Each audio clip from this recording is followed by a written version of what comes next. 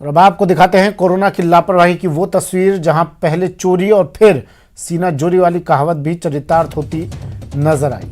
खबर दौसा की है, जहां जानलेवा कोरोना से लोगों की जान बचाने की अपील कर रहे एक अधिकारी के साथ समाज के कुछ दुश्मनों ने बदतमीजी की। समाज कंटकों ने बदतमीजी की इस अधिकारी के साथ। दौसा के लालसोट में एसडीएम गाइडलाइन की पालना कराने पहुंचे तो लोगों ने एसडीएम के साथ अभद्रता कर दी और मारपीट पर उतारू हो गए। दरअसल बाजार में लोगों से गाइडलाइन की पालना करवा रहे एसडीएम ने एक सवारी जीप को रोका जिसमें काफी संख्या में लोग बैठे हुए थे, लेकिन इस कार्रवाई से जीप में बैठे लोग नाराज हो गए और अधिकारी के साथ बदतमीजी करने लगे। देखिए कैसे बदमाशों ने एसडीएम की गाड़ी का घेराव कर लिया और ड्राइवर के साथ धक्का मुक्की भी की और अधिकारी को भीड़ से बचने के लिए वहां से अपनी जान बचाकर भागना पड़ा। हालांकि खबर मिलते ही पुलिस एक्शन में आई और 4 लोगों को गिरफ्तार किया गया है। लालसोट में कल हमारी वीसी के बाद एसडीएम साहब वो निकले थे, तो वो जो लोग थे एक जीप के अंदर ज्यादा लोग बैठे हुए थे गाड़ी में, उनको रोका था एसडीएम साहब ने, कार्रवाई की, उन्होंने भर्ता की, उनको 151 में शांति भंग में गिरफ्तार किया गया।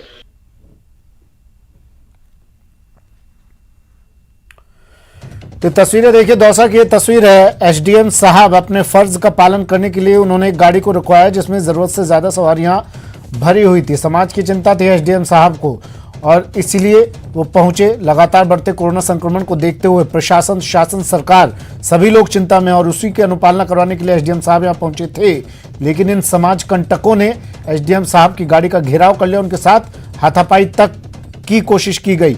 आशीष मेरे सहयोगी हमारे साथ फोनलाइन पर जुड़े हुए हैं। आशीष, 4 आरोपियों को तो गिरफ्तार कर लिया गया है, इनके खिलाफ कार्रवाई क्या कार्रवाई की जा रही है ताकि दूसरे लोगों को नजीर मिल सके? कार्रवाई ऐसी हो ताकि दूसरे लोग 100 बार नहीं 1000 बार सोचे ऐसे प्रशासनिक अधिकारी के साथ बदतमीजी करने से पहले।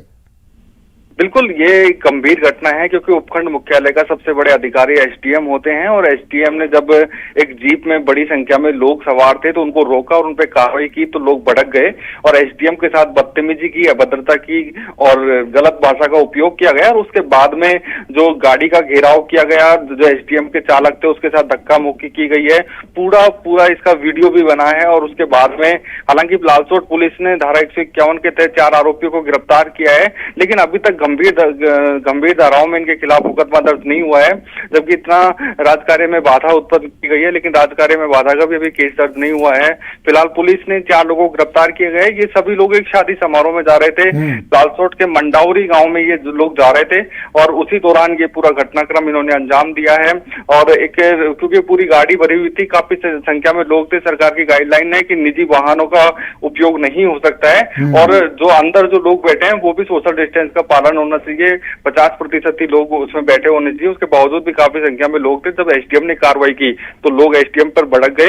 हालांकि एसडीएम ने थाने में एफआईआर दर्ज कराने की भी बात कही थी, लेकिन उसके बाद में एफआईआर दर्ज नहीं हुई। इसके पीछे क्या कारण रहा इसका तो अभी खुलासा नहीं हुआ है। इसमें कोई राजनीतिक दबाव आया या फिर क्या हुआ ये अभी तो पता नहीं चल पाया, लेकिन पुलिस ने 4 लोगों को जरूर गिरफ्तार कर लिया है। और अभी गंभीर धाराओं में जैसे राजकार्य में बाधा या फिर जैसे पुलिस और प्रशासन के अधिकारियों के साथ कभी भी इस तरह की घटना होती है तो मुकदमा दर्ज हो जाता है राजकार्य में बाधा का, वो अभी तक दर्ज नहीं हुआ है। आशीष, इनका इतिहास खंगालने की कोशिश की गई। जो व्यक्ति एसडीएम के साथ बदतमीजी कर सकता है, आम इंसान के साथ क्या करता होगा? कोई आपराधिक रिकॉर्ड तो नहीं है इनका, ये पता किया? बिल्कुल, 2 लोग थे, करीब ये 8 से 10 लोग थे जिन्होंने बदतमीजी की है। उसमें 2 सरकारी कर्मचारी भी बताए जा रहे हैं, 2 शिक्षक बताए जा रहे हैं और बाकी जो लोग जो आसपास के क्षेत्र के लोग थे। निश्चित रूप से एसडीएम पर इस तरह की बदतमीजी करना एक आपराधिक।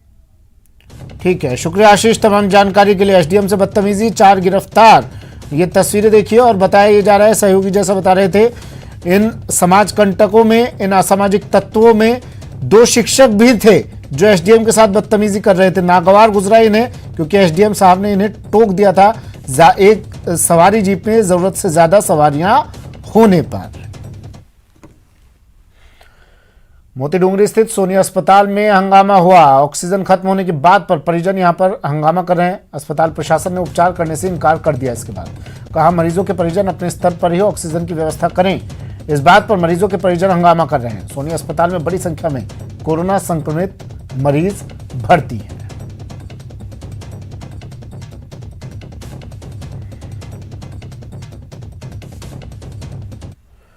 कोरोना का संकट जैसे जैसे बढ़ता जा रहा है, संसाधनों की कमी हर शहर से सामने आ रही है। आपको दिखा देते हैं 2 जिलों में बढ़ते कोरोना मरीजों के बाद वहां कैसी चल रही है तैयारी। पहली तस्वीर झुंझुनू की है, जहां कोरोना मरीजों के लिए बेड की संख्या लगातार कम हो रही है। तो यही हाल डूंगरपुर का भी है, जहां अस्पताल में बढ़ते मरीजों की संख्या के बाद जिला प्रशासन ने अलग से व्यवस्था की है।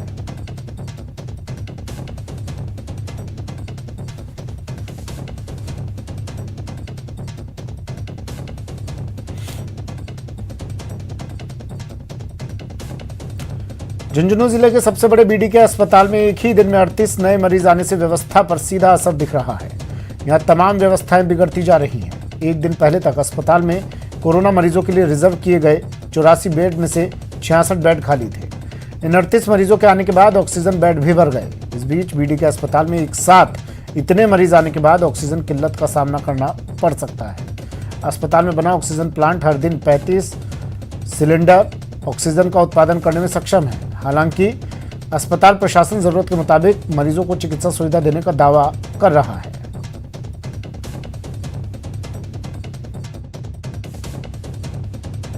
कोविड संक्रमित व कोविड जैसी बीमारी से संक्रमित जो भी रोगी यहाँ पे आ रहे हैं, यहाँ के खेतान अस्पताल में कार्यरत सभी चिकित्सक, nursing staff, paramedical staff, technician, corona lab के कार्मिक, पैरामेडिकल सब जी जान से यहाँ पे मरीजों की सेवा में जुटे हुए हैं। वहीं डूंगरपुर जिले में अप्रैल के महीने में 6500 से ज्यादा कोरोना पॉजिटिव केस आ चुके हैं, जिनमें से करीब 1750 केस अभी एक्टिव चल रहे हैं। एक्टिव केसों में से करीब 250 मरीज कोविड हॉस्पिटल या केयर सेंटर में भर्ती हैं। जिला कोविड अस्पताल में 305 बेड की क्षमता है, जिसमें से 60 बेड ही अब खाली बचे हैं। लेकिन मरीजों के आने का सिलसिला लगातार जारी है, जिसे देखते हुए जिला कलेक्टर ने वसुंधरा विहार स्थित नगर परिषद के वृद्धाश्रम में 100 बेड का स्थायी हॉस्पिटल तैयार करने के निर्देश दिए हैं। इसके अलावा 5 जगहों पर क्वारंटीन सेंटर भी बनाए गए हैं। जिला प्रशासन अस्पताल प्रशासन के साथ मिलकर जिले में जरूरी दवाई और ऑक्सीजन की सप्लाई पर भी नजर बनाए हुए हैं। डूंगरपुर जिले में वर्तमान में लगभग 1750 एक्टिव केस हैं और हॉस्पिटल की स्थिति में बताना चाहूँगा 305 हमारे पास में टोटल बेड है, जिनमें से 75 कोविड पॉजिटिव वार्ड में है और अराउंड 160-70 हमारे पास में आइसोलेशन वार्ड में है। प्रदेश में कोरोना के हालात दिन ब दिन खराब हो रहे हैं। कोरोना अब सीएमआर तक भी पहुंच गया है। सीएम अशोक गहलोत भी कोरोना संक्रमित हो गए हैं। हालांकि सीएम एसिम्प्टोमेटिक हैं, उनमें कोरोना के कोई लक्षण नहीं है। इससे पहले बुधवार शाम सीएम की पत्नी भी कोरोना संक्रमित पाई गई थी। सीएम ने खुद ट्वीट कर इसकी जानकारी दी। सीएम गहलोत ने ट्वीट में लिखा कि कोविड टेस्ट करवाने में आज मेरी रिपोर्ट भी पॉजिटिव आई है। मुझे किसी तरह के लक्षण नहीं है और मैं ठीक महसूस कर रहा हूं। कोविड प्रोटोकॉल का पालन करते हुए मैं आइसोलेशन में रहकर ही कार्य जारी रखूंगा।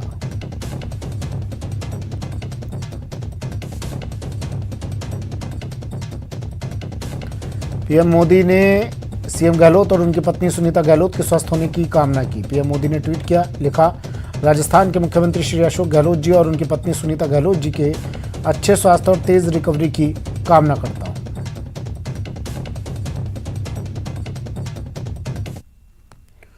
वहीं सरकार के मंत्री और कांग्रेस नेताओं ने उनके जल्द स्वस्थ होने की कामना की है। मुख्यमंत्री आदरणीय अशोक गहलोत साहब जो है वो खुद भी कोरोना के पॉजिटिव हो गए हैं। अब बताइए, जो आदमी 18 घंटे काम कर रहा, 18-19 घंटे काम कर रहा हो लगातार कोविड की जंग में राजस्थान को जिताने के लिए, यहाँ की प्रदेश की जनता की सेवा करने के लिए आज वो कोरोना हो गया। उनकी पत्नी भी पहले कोरोना हो चुकी है। तो हम तो ये आशा करते हैं, लेकिन फिर भी आप ये देखिए उस आदमी की हिम्मत, तो वो कह रहे हैं कि कोरोना पॉजिटिव हो गया तो कोई बात नहीं, लेकिन मैं काम करता रहूँगा, लगातार काम करता रहूँगा और देश की ये राजस्थान की प्रदेश के लिए पूरा इंतज़ाम करता रहूँगा।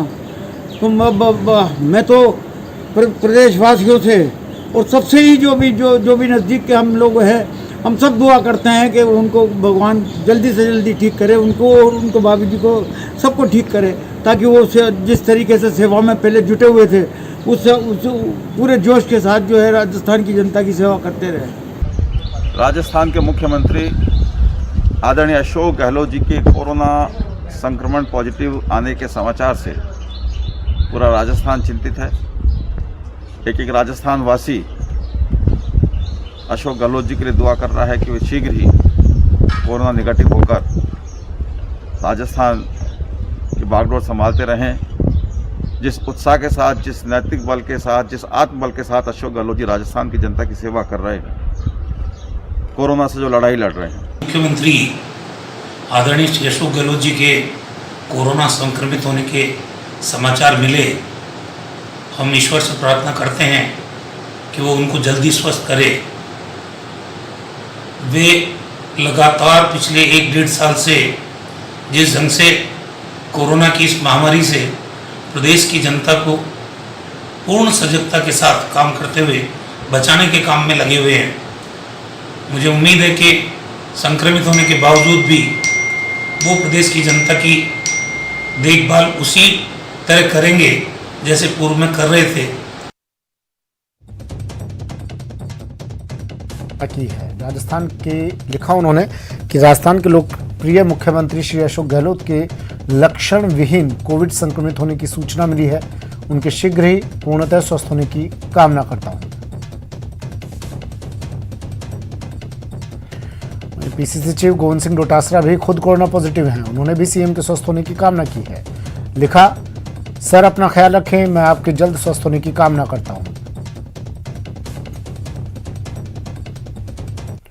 वहीं मुख्यमंत्री अशोक गहलोत कोरोना पॉजिटिव होने पर बीजेपी के नेता कालीचंद सराफ ने सीएम गहलोत के जल्द स्वस्थ होने की कामना की। आदरणीय मुख्यमंत्री सम्माननीय अशोक जी गहलोत एवं उनकी धर्मपत्नी का कोरोना संक्रमित होना हम सब के लिए बहुत ही चिंता का विषय है। मैं परमपिता परमेश्वर से ये प्रार्थना करता हूँ कि वो जल्द से जल्द स्वस्थ होकर पुनः जनता के सेवा कार्यों में लगें। ये सब सर्वविदित है कि इस कोरोना संक्रमण काल में जिस प्रकार से अनवरत घंटों काम करके किस प्रकार से कोरोना पर जीत हासिल हो, इसके प्रयास में वो लगे हुए हैं। पुनः पूर्ण स्वस्थ होकर वो इस कार्य में अनवरत लगे रहें, यही ईश्वर से कामनाएं हैं और मैं ये शुभकामनाएं प्रेषित करता हूँ। वायरस का वार और एक्शन में सरकार। आज शाम 7:30 पर कोरोना समीक्षा बैठक होगी। मुख्यमंत्री अशोक गहलोत की अध्यक्षता में बैठक होगी। वीसी के जरिए मुख्यमंत्री बैठक लेंगे। हर बार की तरह अस्पतालों में बेड उपलब्धता पर इस बैठक में मंथन किया जाएगा। ऑक्सीजन, रेमडेसिविर की उपलब्धता पर भी चर्चा होगी। कोविड प्रबंधन के लिए जरूरी स्वीकृतियों पर भी चर्चा होगी।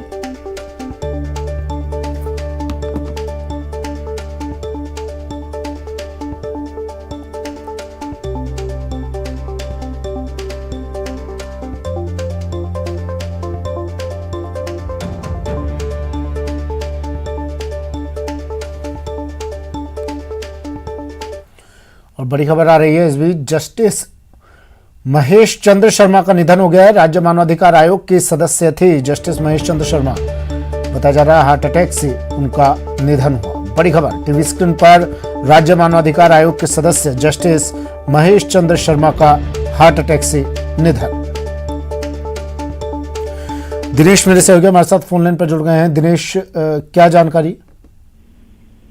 आप बिल्कुल सुमित, देखिए ये बहुत ही दुखद खबर जो है वो आई है और जस्टिस महेश चंद्र शर्मा का निधन हुआ है, जो राज्य मानवाधिकार आयोग में सदस्य थे और पूरे न्यायिक जगत में इससे शोक की लहर है।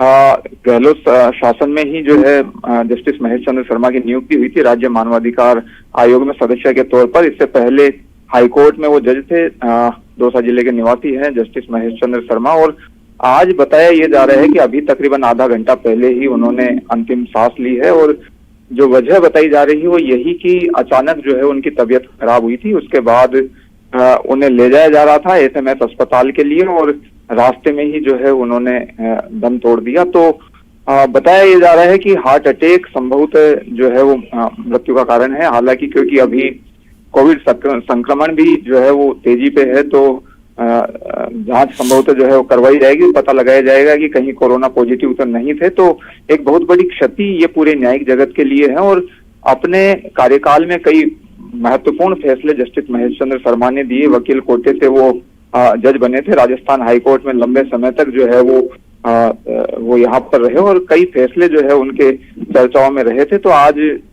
जो है अंतिम सांस उन्होंने ली है, तो एक बहुत बड़ी क्षति हम कह सकते हैं कि प्रदेश के लिए और पूरे न्यायिक जगत के लिए है ये।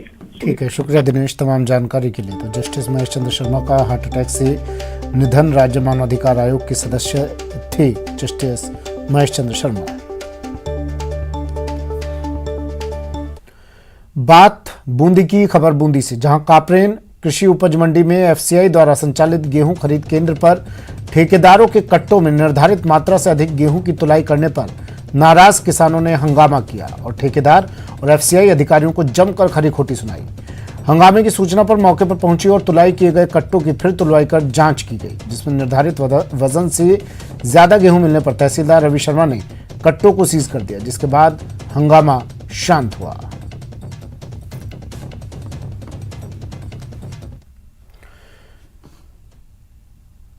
नेटवर्क 18 यह सुनिश्चित करना चाहता है कि हर भारतीय को कोविड-19 टीकाकरण मिले। टीकाकरण जागरूक। ब्रेक के बाद स्वागत है आपका। चलिए अब बात शहर शहर आग के तांडव की। टीवी स्क्रीन पर सीकर और नागौर की दो तस्वीरें हैं। सीकर में जहां एक दुकान जलकर खाक हो गई, तो नागौर में एक आशियाना आग की भेंट चढ़ गया।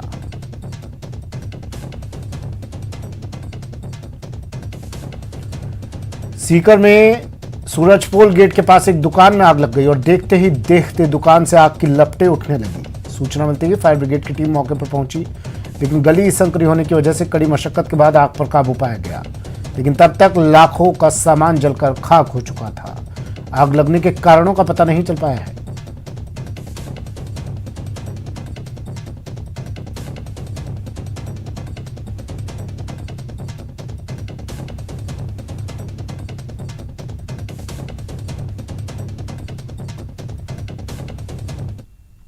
पतासों वाली गली के अंदर राकेश जी का जनरल स्टोर था, जिसमें किताबों कॉपियों की व जूते चप्पलों की जनरल स्टोर का सामान था, जिसमें 11 बजे बाद में अचानक आग लगी है, जो दुकान स्वामी ने इलेक्ट्रिक शॉर्ट सर्किट से लगना बताया है। फायर ब्रिगेड पुलिस जाता मौके पर है, आग पर काबू पा लिया गया है, थोड़ा समय और लगेगा। ये जनरल स्टोर है, चप्पलें है, स्टेशनरी है, होजरी है। कहाँ पर है ये, क्या नाम? पतासा गली में श्री राम जनरल स्टोर। नहीं, आपने दुकान खोली थी क्या? नहीं, दुकान थोड़ी बहुत देर खोली थी। अच्छा, पता गए थे 11 बजे, 10:30 बजे आए थे हम। और अब आपको नागौर की तस्वीर दिखा देते हैं, जहां के कसाईवाड़ा मोहल्ले में एक 2 मंजिला इमारत में आग लग गई। आग से पूरा मकान जलकर खाक हो गया। लाखों रुपए के नुकसान की आशंका जताई जा रही है। जानकारी के मुताबिक शॉर्ट सर्किट के कारण आग लगने की बात सामने आ रही है। कड़ी मशक्कत के बाद आग पर काबू पाया गया।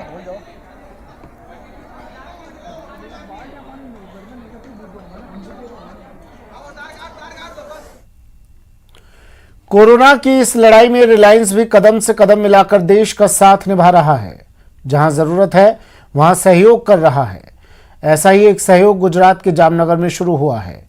वहां RIL की तरफ से 1000 बेड वाला अस्पताल तैयार करवाया जा रहा है, ताकि कोरोना के मरीजों को मदद पहुंचाई जा सके। हाहाकार मचा है। विकराल कोरोना के सामने लोग लाचार दिख रहे हैं। मरीजों की तादाद बढ़ने के साथ साथ अस्पताल और ऑक्सीजन की मांग भी लगातार बढ़ती जा रही है, और इन दोनों जरूरी चीजों की आपूर्ति के लिए रिलायंस ने भी कमर कस ली है।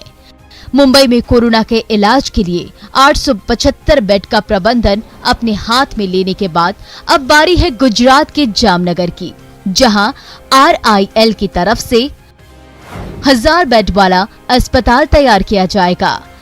1000 बेड में से 400 बेड अगले रविवार तक तैयार हो जाएंगे, जबकि बाकी बचे 600 बेड भी 1 हफ्ते के अंदर तैयार कर लिए जाएंगे।